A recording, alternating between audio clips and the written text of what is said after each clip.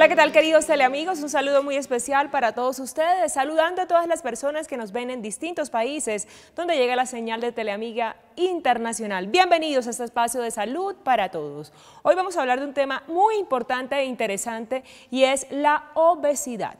La obesidad es una enfermedad que aparece cuando existe exceso de tejido adiposo o lo que conocemos como grasa. Este padecimiento también puede generar otras enfermedades como la diabetes y la hipertensión. Escuchen estas cifras. Más de la mitad de los adultos colombianos entre 18 y 64 años, equivalente al 56%, sufren de obesidad y sobrepeso, y más de 4 millones de personas, según la Organización Mundial de la Salud, mueren anualmente por la obesidad. Lo más grave aún, al menos uno de cada 4 niños ya presenta obesidad. Pero veamos más información acerca de este tema.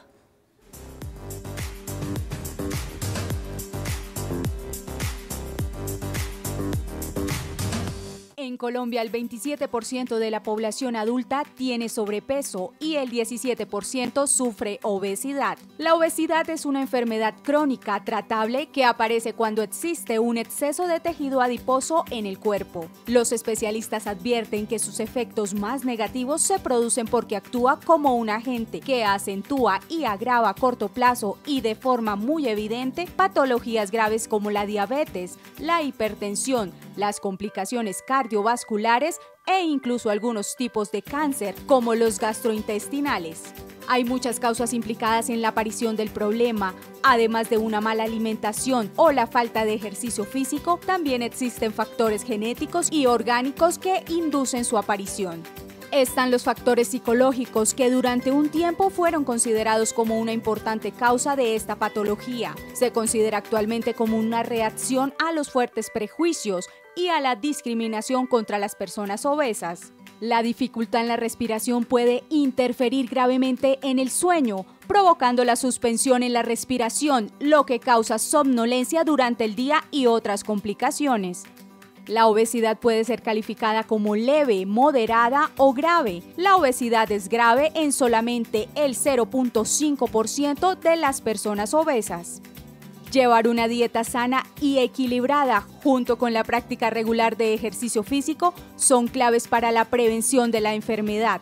Los especialistas aconsejan realizar un mínimo de 5 ingestas de alimentos al día en raciones reducidas, así como seguir un patrón alimentario cercano a la dieta mediterránea, es decir, baja en grasas y rico en frutas y verduras. En cuanto al deporte, la constancia es fundamental. La recomendación es practicarlo de forma habitual al menos 3 veces por semana durante 45 minutos. La intensidad debe adecuarse a las necesidades y al estado físico de la persona.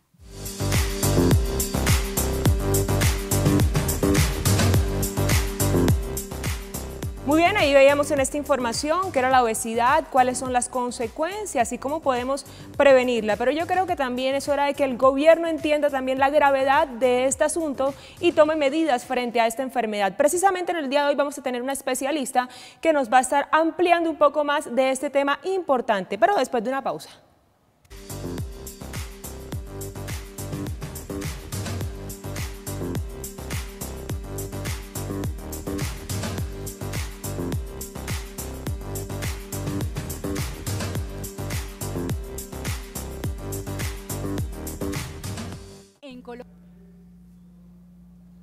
Estamos de vuelta con ustedes en este espacio de salud para todos. Vamos a hablar, como lo mencionábamos en un principio, sobre la obesidad y la buena nutrición. Para hablar de ello nos acompaña a esta hora Sandra Milena Cuevas. Ella es nutricionista y aquí vamos a ver su perfil.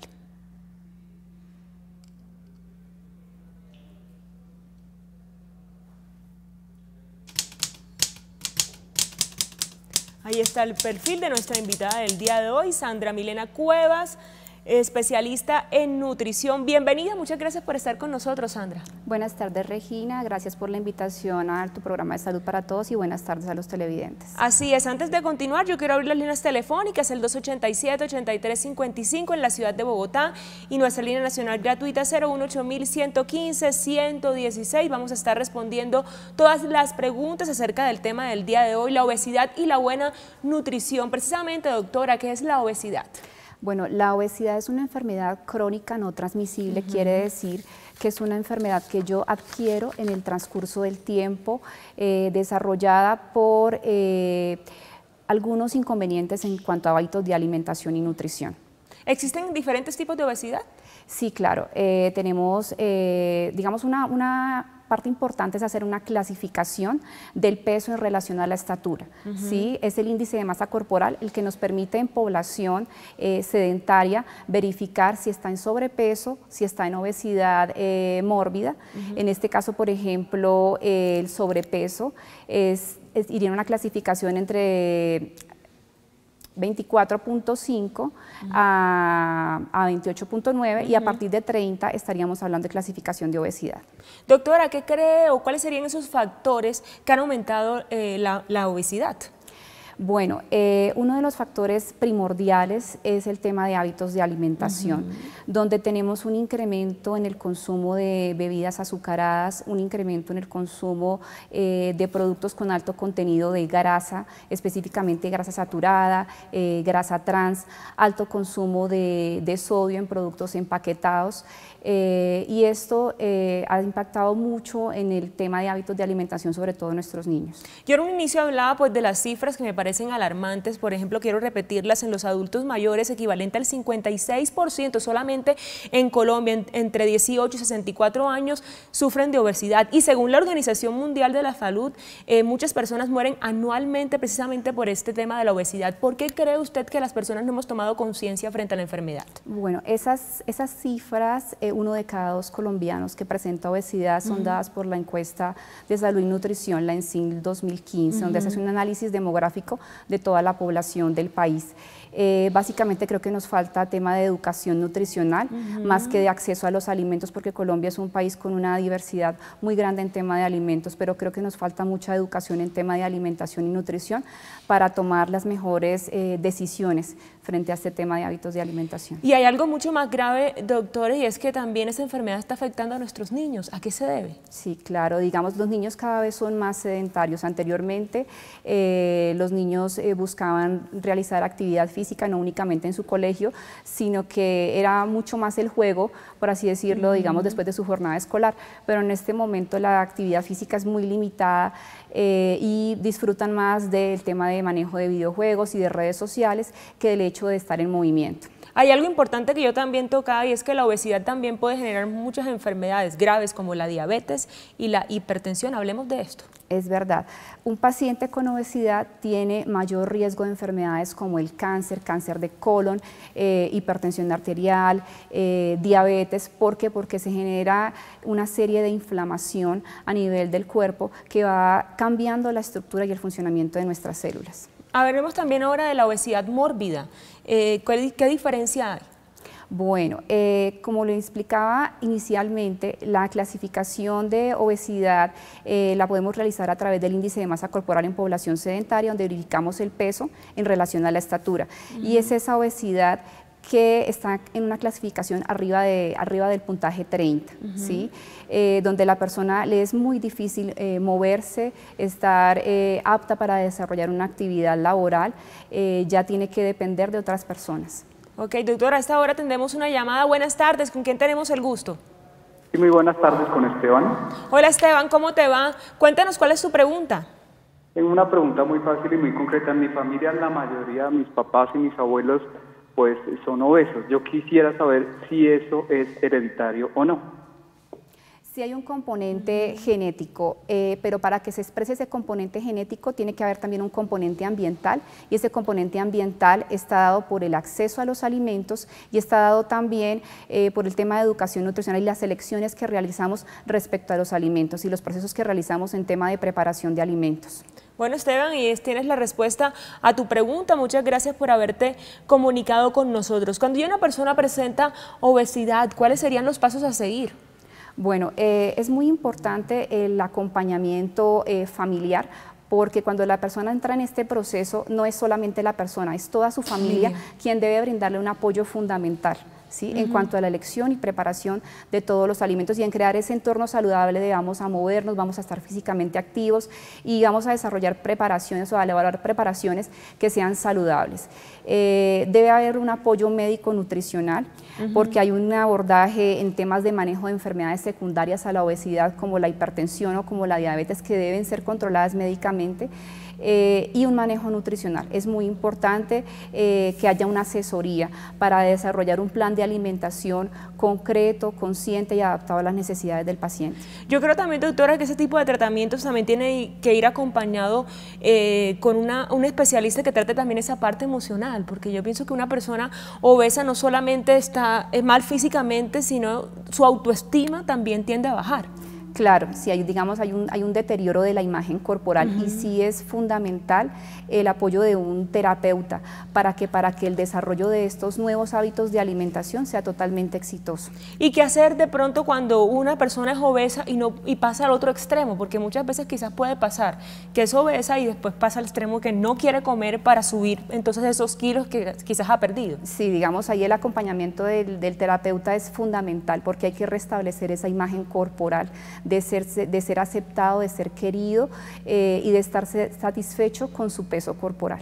¿Qué cree usted también que está pasando en nuestra sociedad? Porque hoy en el tema, bueno, de los malos hábitos alimenticios, el sedentarismo, no hacemos ejercicio, ¿qué pasa hoy en día también con esto?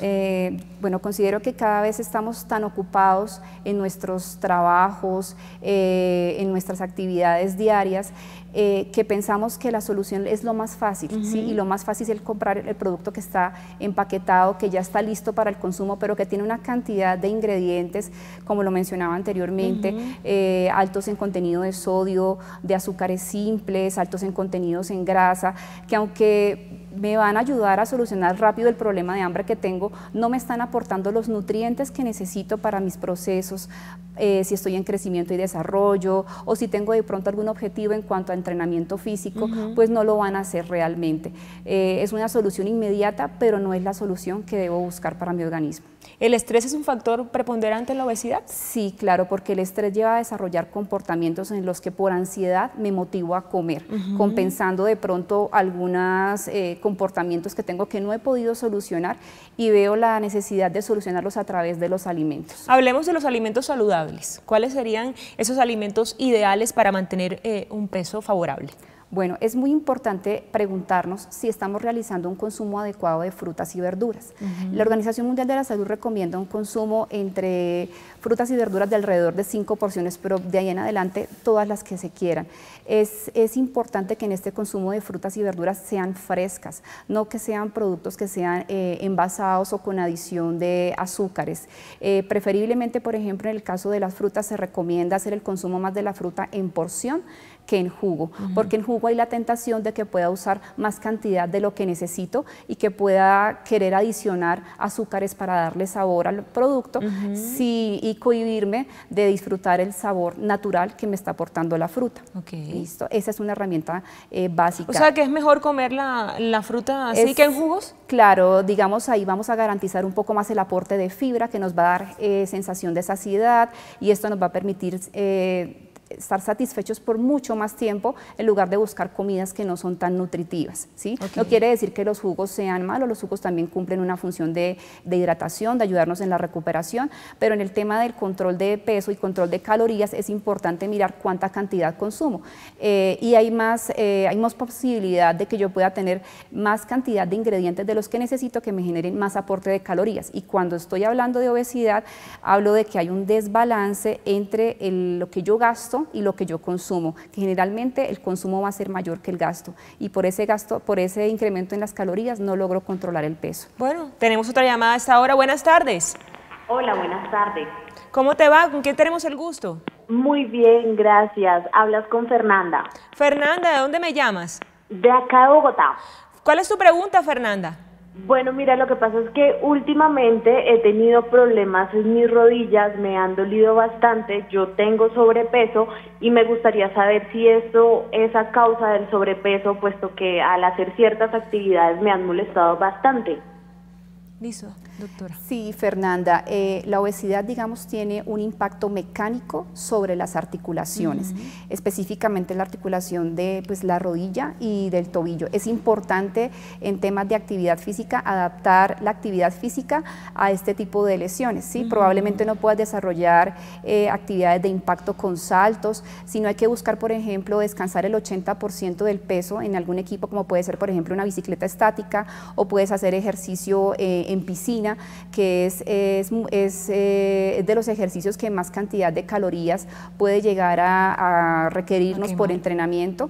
Puede ser una alternativa muy saludable, digamos, en tu caso, aparte de la restricción de calorías que tienes que manejar con el menú. Bueno, Fernanda, ahí tienes tu respuesta. Yo pienso que también lo más importante, doctora, es consultar con un especialista que nos puede dar pues esa guía para entonces bajar de peso y cuidarnos, doctora. Hablábamos de enfermedades como la hipertensión y la diabetes, pero yo pienso que la obesidad también genera otro tipo de padecimientos, está el colesterol, afectaciones del corazón. Hablemos un poco acerca de esto. Claro que sí.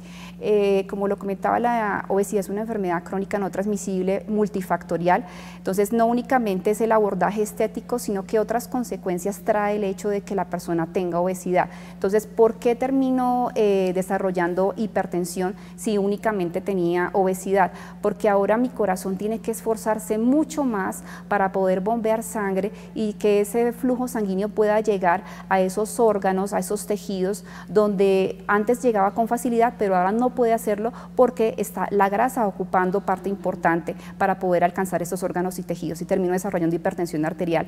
Termino desarrollando diabetes porque la grasa está bloqueando la función del músculo para poder captar efectivamente esos carbohidratos que yo consumo en la alimentación. Entonces, ¿qué pasa? Que esos carbohidratos van a permitir una elevación de los niveles de azúcar en sangre y luego voy a tener afectación en otros órganos, como en mi salud visual, en el funcionamiento de mi riñón y en el funcionamiento de otros órganos también importantes en el cuerpo. Y en cuanto a la salud cardiovascular, claro, porque digamos específicamente la grasa que se localiza acá en la zona del abdomen está mucho más cerca del corazón y puede aumentar el riesgo de un infarto agudo de miocardio, o puede también aumentar el riesgo de accidente cerebrovascular. Hablábamos de la grasa del abdomen. ¿Es la más peligrosa, doctora? Sí, claro, digamos la obesidad puede tener, digamos, la grasa puede tener diferente ubicación en nuestro cuerpo. Podemos tener, digamos, la grasa de ubicación abdominal y también la grasa, digamos, de ubicación ginecoide o en forma de pera, que es mucho más propensa a presentarse en mujeres, ¿sí? Es más de manejo hormonal, pero también es una grasa peligrosa, puede aumentarnos el riesgo de presentar cálculos, de presentar estreñimientos, también de presentar problemas a nivel de nuestra circulación en miembros inferiores. Pero la grasa abdominal es mucho más peligrosa porque está más cerca del corazón, porque está sobre el hígado y puede hacer que el hígado pueda producir más cantidad de colesterol, específicamente colesterol LDL, que es el que más riesgo nos genera de infarto agudo de miocardio. Muy bien, doctora, hablemos también, ya hablamos de los tratamientos en los adultos en el tema de la obesidad. Hablemos un poco en el tratamiento en los niños. ¿Cómo se puede dar ese manejo? El ejemplo va en casa. ¿Sí? Si tu hijo ve que tú tienes buenos hábitos, que tú como papá, tú consumes frutas, tú consumes verduras, tú consumes suficiente cantidad de agua en el día, no tomas bebidas azucaradas, pues tu hijo va a seguir tu ejemplo. Pero si tú pretendes a tu hijo servirles ensalada, ¿sí? Y tú mientras tanto estás comiendo papas fritas con salsita, entonces no estás dando ejemplo. El niño va a decir, pero ¿qué me están exigiendo? Si no me están dando el ejemplo acá en casa. Entonces el ejemplo siempre va a empezar por casa. Es importante mirar qué calidad y qué alimentos tenemos nosotros en nuestra nevera y en nuestra despensa, ¿sí? Si son alimentos frescos, si son alimentos orgánicos, o simplemente me limito a comprar en el supermercado productos de paquete y a tenerlos rápido en la nevera para en cualquier momento surtir rápido una necesidad que tenga, pero no paso tiempo con mi hijo preparando un alimento, compartiendo con él, preguntándole si así está, ese sabor le agrada o qué sabor le gustaría experimentar, porque los niños son de eso, son de mucho tacto, ¿sí? Son de percibir el sabor, de percibir la textura, de tocar, de relacionarse con el alimento para que puedan luego desarrollar buenos hábitos alimentarios. Y yo pienso también que es una idea de los papás o responsabilidad de los padres de familia como crear estrategias para que esos alimentos se puedan ver apetitosos para ellos, porque uno les dice, bueno, coman verduras, y la verdad es que creo que no son apetitosos frente a los dulces, a los chocolates, que creo que es lo que más le apetece a los niños. Tenemos otra llamada, buenas tardes, ¿con quién tenemos el gusto? Hola, buenas tardes, hablas con Natalia. ¿Cómo te va? Cuéntanos, ¿cuál es tu pregunta? Quería saber desde qué momento sabemos que estamos sufriendo de obesidad. ¿Hay algunos síntomas? ¿Desde qué momento uno puede saber que está sufriendo obesidad? ¿Cuáles serían esos síntomas? Bueno, básicamente tú puedes primero pesarte, ¿cierto? Verificar cómo está tu peso en relación a tu estatura y mirar si tenemos una clasificación de sobrepeso o clasificación de obesidad, ¿cierto? Un rango normal de peso va entre 18.5 y 24.9. A partir de 25 a 29 tenemos clasificación de sobrepeso y a partir de 30 tenemos clasificación de obesidad. En segunda instancia, tú puedes verificar tu perímetro abdominal. Entonces, verificas, te tocas acá la punta de la cresta ilíaca y la última costilla, te palpas la última costilla. Interesante eso, doctor. Y en la mitad vas a ubicar acá tu perímetro abdominal. Si eres mujer y mides menos de 1,75, tu perímetro debe estar por debajo de los 88 centímetros. Si eres hombre y mides menos de 1,85, tu perímetro debe estar por debajo de los 90. ¿Sí? Arriba de estos perímetros abdominales hay mucho más riesgo cardiovascular. ¿Listo? Esa es otra medida importante. Listo, doctora, tenemos otra llamada. Isabela nos llama desde la ciudad de Santa Marta. Buenas tardes, Isabela. Buenas tardes. ¿Cómo te va? Cuéntanos, ¿qué pregunta quieres hacer o cuál es el aporte al tema del día de hoy? Está muy bueno, está muy interesante. Mi problema es que tengo grasa aquí abajo, en el abdomen. Isabel, quizás de pronto, perdóname, ¿le puedes bajar un poquito el volumen a tu televisor que no te estamos escuchando? Y puedes subirle un poquito a la voz, por favor. Bueno, ya. Lo que pasa es que, mi problema es que tengo abdomen, mucha grasa en el abdomen. Estoy preocupada, no soy gorda, sino que tengo grasa en mi abdomen. Entonces le pido a la doctora crecidamente que me ayude cómo hago para rebajar esa grasa en el abdomen. ¿Alcanzó a escuchar, doctor? Sí, Isabel. Bueno, el tema es que mucha gente quisiera tratar la obesidad como un problema de grasa localizada. ¿Cómo hago para bajar el gordito que tengo acá o el gordito que tengo acá? Y realmente, digamos, cuando nosotros hacemos planes de alimentación para el tema de control peso, la grasa, digamos, se distribuye a nivel general. No únicamente es que voy a hacer un plan para bajar únicamente el gordito que tengo acá en el abdomen o el gordito que tengo en la cadera. Sí, por lo que le entiendo a Isabel, creo que el componente más ahí es del tema hormonal, de esa distribución de grasa que se le está realizando a nivel de la zona de las caderas. Entonces, importante en temas de alimentación y nutrición, tratar de no consumir productos que tengan empaquetados, ¿sí? Que no tengan conservantes como el glutamato monosódico, que no contengan nitritos. ¿Por qué? Porque van a tener un alto contenido de sodio y entre más sodio en este momento esté ingresando a su organismo, mayor probabilidad va a tener de generar también retención de líquidos. Entonces, aparte de subirle su presión arterial un poco, también va a generar un poco más de retención de líquidos. Entonces, tratar de no consumir este tipo de alimentos, no embutidos, no enlatados, no productos conservados con glutamato monosódico. Si tiene la posibilidad de acceder a productos orgánicos que no tengan tratamiento de hormonas, en este caso, por ejemplo, de los huevos o la carne, o en el caso, por ejemplo, de las frutas y las verduras que le garanticen que es un cultivo orgánico, mucho mejor, ¿sí? Porque menos manipulación genética y hormonal va a haber de los productos. Entonces, esto también le va a ayudar mucho. Revisar, Isabel, cómo está tu consumo de agua en el día, ¿sí? Si estás consumiendo suficiente cantidad de agua, agua pura, ¿sí? No es agua que me hidrato a partir de jugos envasados, o el agua que me tomo en el café, o el agua en otras bebidas, no. ¿Cuánta agua pura realmente yo estoy consumiendo en el día? ¿Cómo hago para saber cuánta cantidad necesito? Básicamente la recomendación es de 35 mililitros por una kilocaloría que esté consumiendo. ¿Sí? Bueno, y están esos consejos de nuestra nutricionista invitada del día de hoy. Isabel, muchísimas gracias por haberte comunicado con nosotros. Ya sabes, tratar de no consumir estos alimentos azucarados, altos en sodios, que son perjudiciales para nuestra salud. Con esto hacemos una pequeña pausa, pero no se muevan, ya volvemos.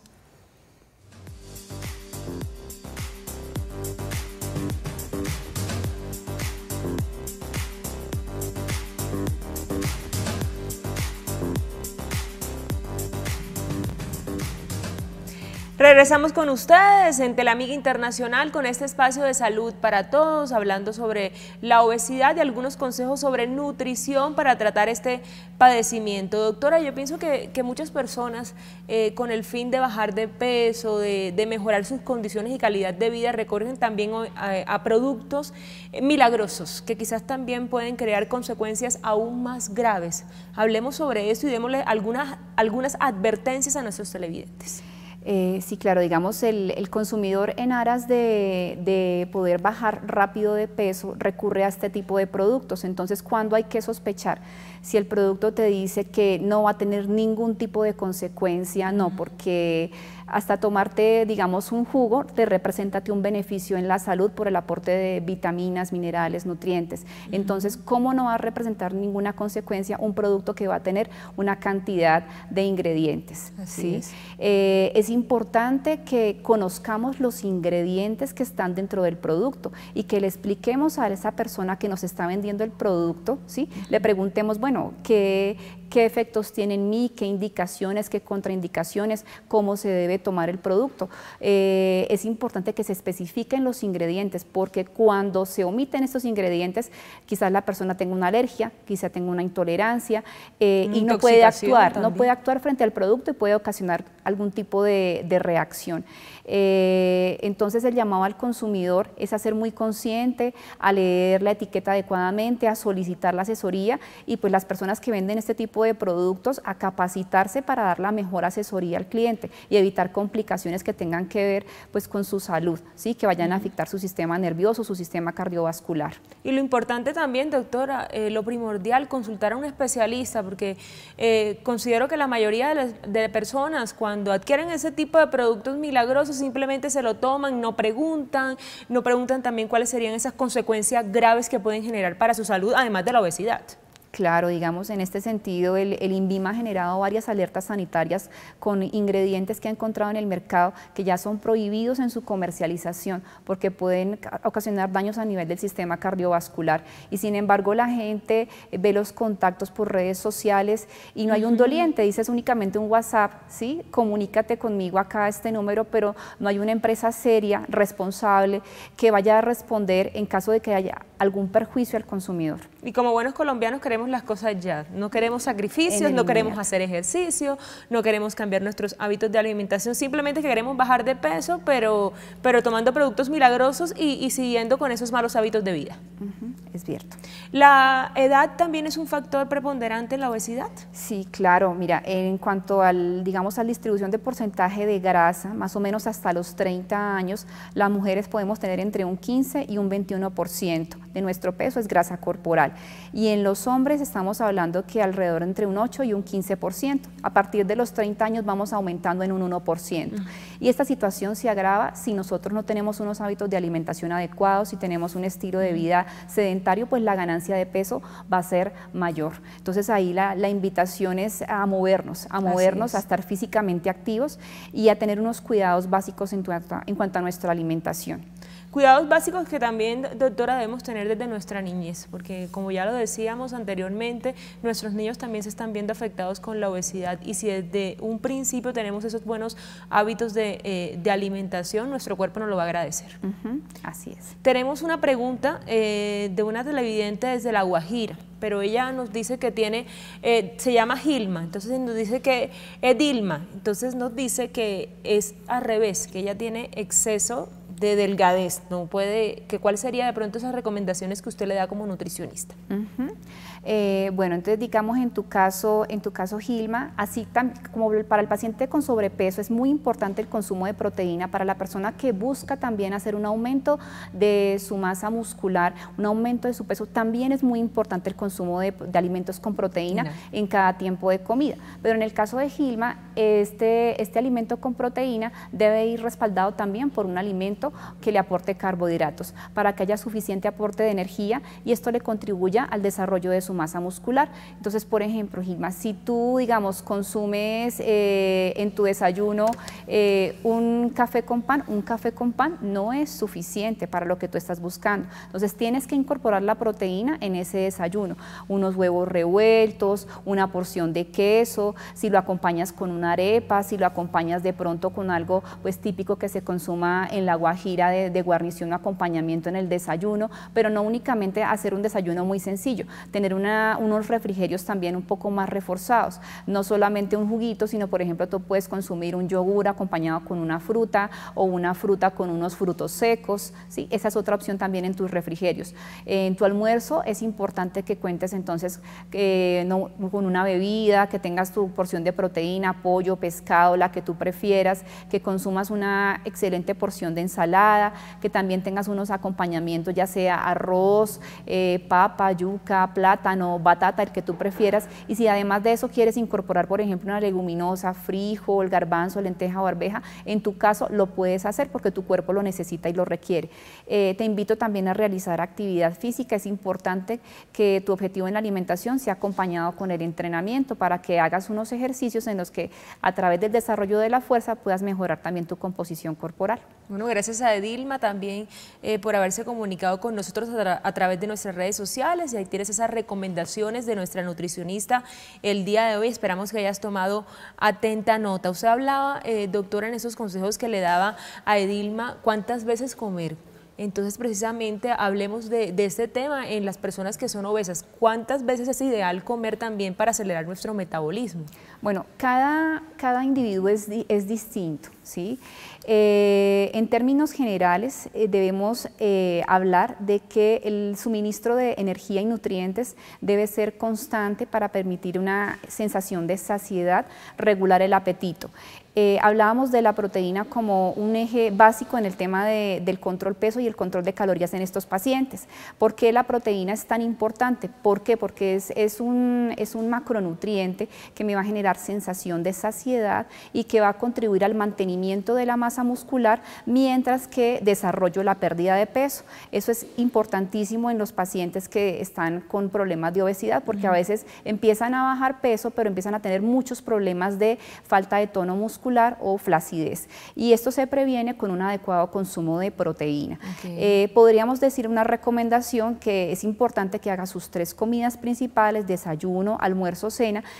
Si puede haber el uso de un refrigerio o 2 en el día, está perfecto, pero si la persona nos expresa que tiene también problemas de ansiedad en la noche, ¿sí? Es preferible también programar un refrigerio a que la persona nos haga comidas trampa que no estén dentro del plan de alimentación y termine consumiendo productos que no son adecuados para ella. Entonces podemos también planificar un refrigerio en horas de la noche, de modo que le permita mantener estables sus niveles de azúcar en sangre mientras que descansa y también contribuya al mantenimiento de su masa muscular. Bueno, listo. Gracias, doctora. Tenemos otra llamada. Buenas tardes. Buenas tardes. ¿Con quién tenemos el gusto? Habla José de Bucaramanga. Cuéntanos, ¿cuál es su pregunta? Bueno, yo soy una persona de 69 años, 69 años. Ok. Yo gozo de buena salud en términos generales, pero yo tengo la enfermedad que se llama de Chagas, por el pito. Entonces sería bueno que la doctora me indicara alguna recomendación frente. En términos generales, a mí me gusta el ejercicio, trato de tener la alimentación más o menos equilibrada y pues considero que no tengo sobrepeso, pero precisamente quiero prevenirlo y dada mi situación, pues yo en términos generales tengo buena salud, nunca he sido operado, me han dicho que estoy bien del corazón, o sea, la enfermedad hasta ahora no me ha molestado, la tal Chagas.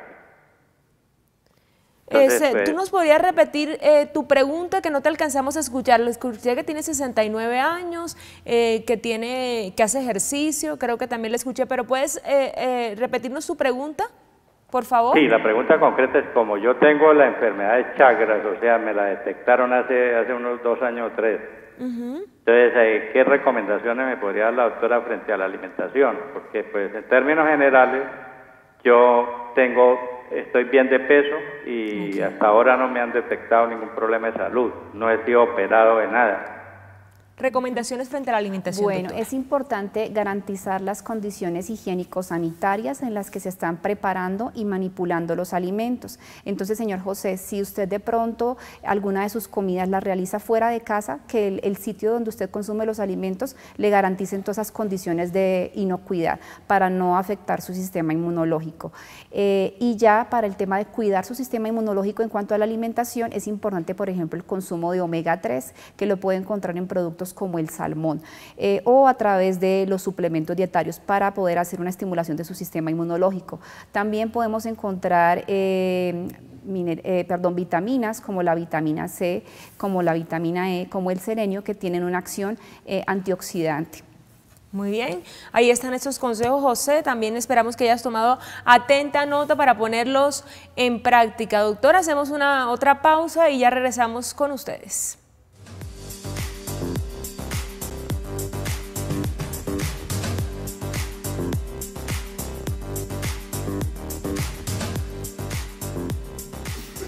Estamos de vuelta con ustedes. Durante todo este espacio hemos hablado sobre la obesidad, hemos dado algunos consejos, hemos también aclarado a nuestros televidentes ese tema de los buenos hábitos de la alimentación, que tienen que hacer el ejercicio, cuáles son los riesgos precisamente de esta enfermedad. Además, también hemos hablado sobre las consecuencias que puede generar el adquirir este tipo de productos milagrosos que nos dicen que vamos a bajar muy rápido de peso, y cuáles serían también esas consecuencias para nuestra salud. Doctora, también en el mercado existen productos que nos dicen que son vitaminas, suplementos alimenticios. ¿Qué relación tienen estos productos con la obesidad? Bueno, también digamos, muchas personas al bajar de peso piensan en productos adicionales que les representen también belleza, ya sea para su cabello o su piel, ¿sí? Pero muchas veces no se aseguran de que el producto sea un producto que cumple, digamos, con todas las disposiciones para la importación, legalización y distribución del producto. Entonces es importante verificar, pues, la calidad de este tipo de productos y si realmente los necesita. A veces la gente corre a comprar antioxidantes, pero resulta que su alimentación es buena, eso lo determina un especialista en consulta, y no los necesita, y en lugar de ser antioxidantes terminan funcionando como prooxidantes, acelerando procesos de envejecimiento, por ejemplo, porque en ese momento la persona no los requería. Entonces sí es importante en consulta, digamos, establecer con cada paciente si cumple con las recomendaciones para cada micronutriente, y si no, entramos a detectar un déficit y cómo puede ser complementado, y ahí sí procedemos a decir, oye, te recomiendo una vitamina C, una vitamina E, una vitamina D, pero no automedicarse, no autoformularse con este tipo de productos, con los suplementos. ¿Y qué pasa también con las malteadas? Porque yo pienso que a veces uno de esos tipos de malteadas tienen como altos contenidos de azúcar, que también sería un factor alto para generar la obesidad. Sí, claro, porque básicamente la persona no está desarrollando hábitos de alimentación correctamente, sino que recurre a un producto para en ese momento calmar su sensación de hambre, darse saciedad, pero no está construyendo hábitos de alimentación. Entonces, cuando se le termine el producto va a haber un efecto rebote, va nuevamente a ganar peso, pero no ha corregido su problema de base. ¿Qué tan cierto es que cuando las personas, por ejemplo, suprimen algún tipo de alimento que le toca en el día, por ejemplo, desayuno, almuerzo, comida, eso puede generar obesidad o no? Se pueden generar desórdenes metabólicos, cambios también a nivel hormonal.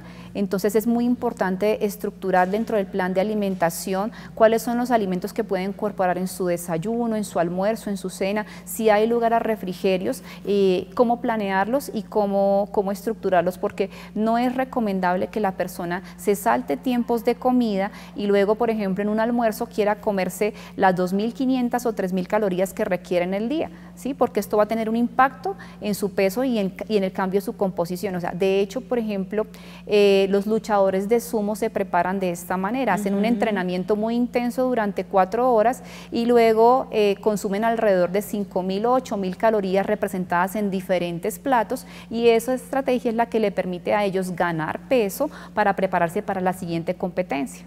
¿Cuántas veces debemos comer al día, doctora? Bueno, dicen que el desayuno, el almuerzo, la comida, pero también he escuchado el tema de que para acelerar nuestro metabolismo debemos tener medias mañanas, medias tardes. ¿Cómo podemos nivelar ese tipo de alimentación? Bueno, el desayuno sí es de las comidas más importantes en el día, porque venimos de un periodo de ayuno en el que el cuerpo está a la expectativa de qué es lo que vamos a ofrecer. Entonces es clave planear la alimentación. Si vamos a incluir ahí la oportunidad de incluir alimentos con alto aporte de vitaminas, antioxidantes, fibra, es muy importante en este tiempo de comida, aparte de la proteína, de asegurar, por ejemplo, el consumo de calcio, asegurar el consumo de grasas saludables, grasas monoinsaturadas, por ejemplo, las que usamos con el aceite de oliva o, por ejemplo, con el aguacate, y obviamente el aporte de carbohidratos. Es importante también el tiempo del almuerzo, porque es ese intermedio para las personas que trabajamos en el transcurso del día, de reforzar nuestro consumo de frutas, nuestro consumo de verduras, permitir esa carga de energía que nos va a poder terminar nuestra jornada laboral y terminar con una cena que sea la más adecuada, liviana, porque si ya en la noche yo no voy a seguir trabajando, no tiene sentido que mi cena sea igual que un almuerzo, a menos de que yo tenga un gasto calórico muy alto dado por el entrenamiento físico que estoy realizando. El tema de los refrigerios pues es muy relativo, pueda que la persona tenga sensación de hambre, pueda que no, no es, digamos, no es tan creíble pues que si no come 5 veces o 6 veces o 7 veces al día, entonces su metabolismo no se va a acelerar.